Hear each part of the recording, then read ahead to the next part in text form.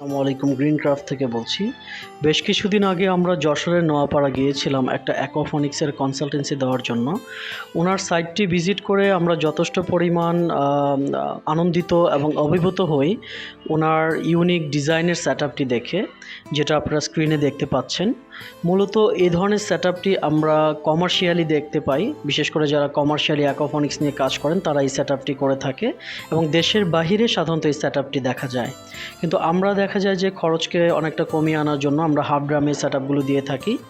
তো আপনাদেরকে যদি একটু দেখাই, উনি অনেক বড় করে একটা ফিশ ট্যাঙ্ক করেছেন যথেষ্ট পরিমাণ দৈর্ঘ্য প্রস্থ নিয়ে, যাতে করে মাছের স্বাভাবিক গ্রোথটা পুকুরের মতো হয়।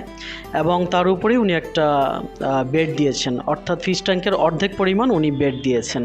এবং উনি যে একদম এখানে ফলন পায়নি তা না, উনি যথেষ্ট পরিমাণ ফলন পেয়েছে, কিন্তু এটাকে কিভাবে আরেকটু কমার্শিয়াল করা যায়, কিভাবে এটাকে আরও বেশি সুন্দর করা যায়, তার জন্য উনি আমাদের সাথে যোগাযোগ করে এবং আমরা সারাদিন ব্যাপী থেকে ওনার সাথে আমরা আমাদের প্রাপ্ত অভিজ্ঞতাটি ওনার সাথে শেয়ার করি।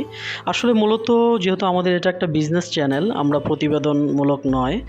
যদি প্রতিবেদনমূলক চ্যানেল হতো আমরা দেখাতাম ওনার কিছু অ্যাক্টিভিটিস, যে উনি ছাদে কত কিছু উনি করেছেন, রঙিন মাছ থেকে বিভিন্ন দেশি বিদেশি মুরগি থেকে আরও অনেক কিছু উনি করেছিলেন।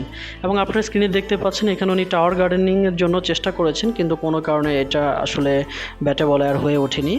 তো আপনারা যারা অ্যাকোফনিক্স নিয়ে কাজ করতে চাচ্ছেন, অনেকে কমার্শিয়ালি কাজ করতে চাচ্ছেন, আপনারা চাইলে এই ডিজাইনটি শুরু করতে পারেন। যদিও এটা একটু ব্যয়বহুল, তারপরও এটা আপনাদের বিশেষ করে খুব ভালো একটা রেজাল্ট দেবে, বিশেষ করে মাছের ক্ষেত্রে এবং সবজির ক্ষেত্রে তো আছেই। এবং যা কিনা হবে সম্পূর্ণরূপে অর্গানিক। এই ধরনের কনসালটেন্সি পেতে আমাদের সাথে যোগাযোগ করুন। সবাইকে অসংখ্য ধন্যবাদ। আসসালামু আলাইকুম।